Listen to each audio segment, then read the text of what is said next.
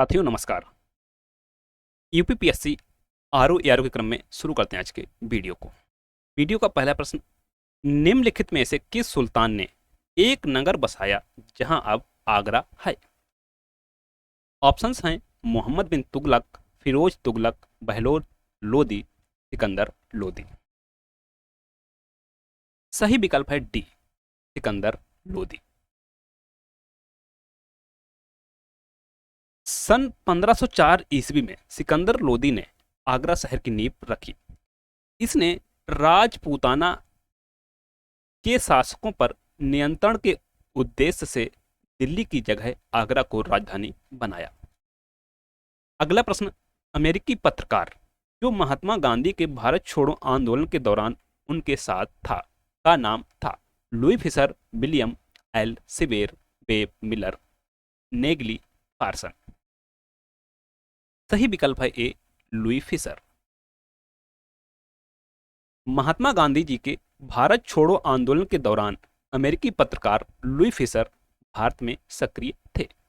अमेरिकी बुद्धिजीवी Pearl Buck, Edgar Snow, M L. Turman, Norman Thomas के साथ फिशर ने भारतीय स्वतंत्रता की मांग की थी। प्रश्न नंबर 3, पहले अवसर पर भारत के प्रधानमंत्री की नियुक्ति की थी? गवर्नर जनरल ने, ब्रिटिश सम्राट ने, महात्मा गांधी ने, वायसराय ने।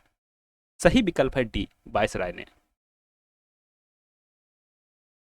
वायसराय ने पहले अवसर पर भारत के प्रधानमंत्री की नियुक्ति की थी।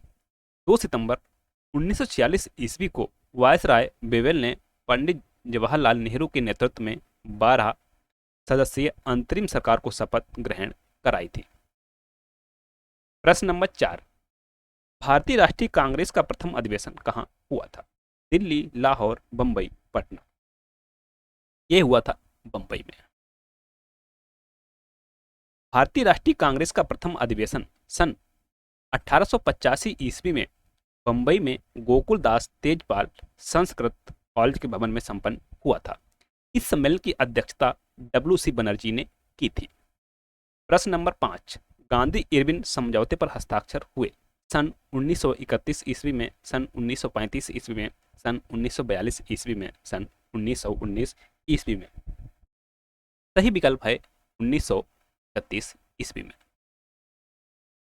गांधी एवं इरविन के मध्य मार्च 1931 ईस्वी में समझौता हुआ, जिसे गांधी इरविन समझौता कहा जाता है।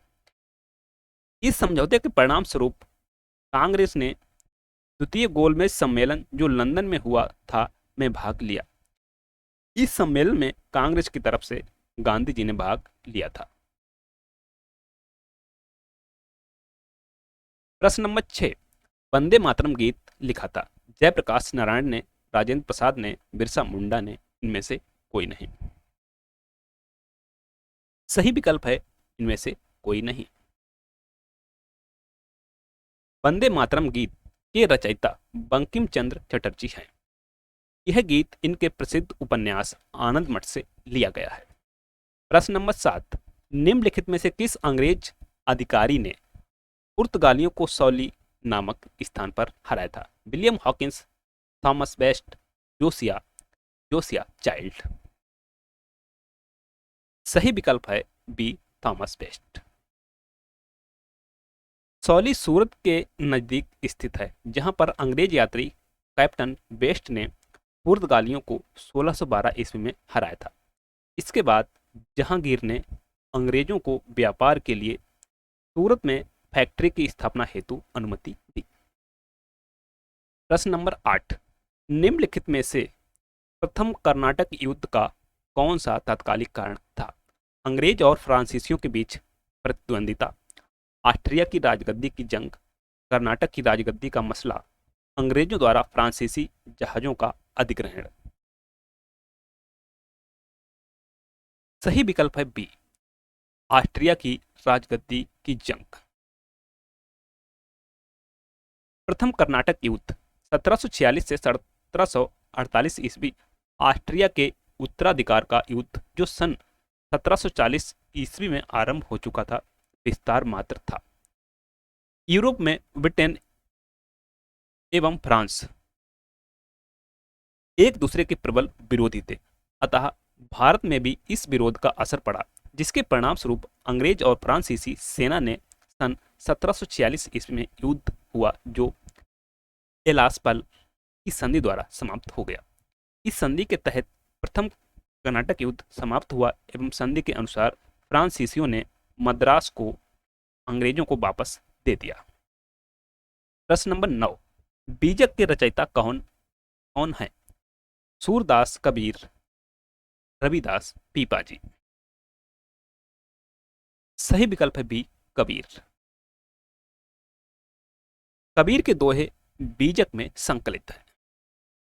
प्रश्न नंबर 10, फारसी साप्ताहिक मिरातुल अखबार को प्रकाशित करते थे लाला लाजपत राय, राजा राम मोहन राय, सर सैयद अहमद खां, मौलाना सिबली नोमानी। सही विकल्प है बी, राजा राम मोहन राय। राजा राम मोहन राय को भारतीय पत्रकारिता का पिता कहा जाता है। उन्होंने फारसी में मिरातुल अखबार तथा बंगला भाषा में संवाद कौमुदी का प्रकाशन किया। 1823 ईस्वी में जॉन एडम्स द्वारा प्रेस पर प्रतिबंध लगाए जाने से मिरातुल अखबार का प्रकाशन बंद करना पड़ा। प्रश्न नंबर 11, सर टॉमस मुनरो भू राजस्व बंदोबस्त से संबंध है? स्थायी बंदोबस्त, महलवाड़ी बंदोबस्त, रैयतवाड़ी बंदोबस्त, इनमें से कोई नहीं। सही विकल्प है सी, रैयतवाड़ी बंदोबस्त। भूमि का स्थायी बंदोबस्त व्यवस्था की कसौटी पर खरा ना उतरने पर सरकार ने रैयतवाड़ी व्यवस्था को लागू किया। मद्रास के तत्कालीन गवर्नर सर टॉमस मुनरो और कैप्टन रीड ने इस व्यवस्था को लागू करवाने में महत्वपूर्ण योगदान दिया। प्रश्न नंबर 12, भारतीय राष्ट्रीय आंदोलन पर इंडियन स्ट्रगल नामक पुस्तक लिखी गई थी। सुभाष चंद्र बोस द्वारा, पट्टाभी सीतारामैया द्वारा, जवाहरलाल नेहरू द्वारा, इनमें से कोई नहीं। सही विकल्प है ए, सुभाष चंद्र बोस द्वारा। इंडियन स्ट्रगल नामक पुस्तक की रचना सुभाष चंद्र बोस द्वारा की गई थी। यह पुस्तक भारतीय राष्ट्रीय आंदोलन पर लिखी गई थी। प्रश्न नंबर 13, निम्नलिखित में से किसने मोहम्मद अली जिन्ना को हिंदू मुस्लिम एकता का दूत कहा था? सरोजिनी नायडू, एनी बेसेंट, राजकुमारी अमृत कौर, अरुणा आसफ अली। सही विकल्प है ए, सरोजिनी नायडू। 1906 ईस्वी के बाद मोहम्मद अली जिन्ना ने जितनी सभाओं में भाषण दिया था, उनमें राष्ट्रीय एकता पर बल दिया गया था। इससे प्रभावित होकर सरोजिनी नायडू ने जिन्ना को हिंदू मुस्लिम एकता का दूत कहा था। प्रश्न नंबर 14, गुलामगिरी का लेखक कौन था? We are Ambedkar, Jyotiba Phule, Mahatma Gandhi, Periyar.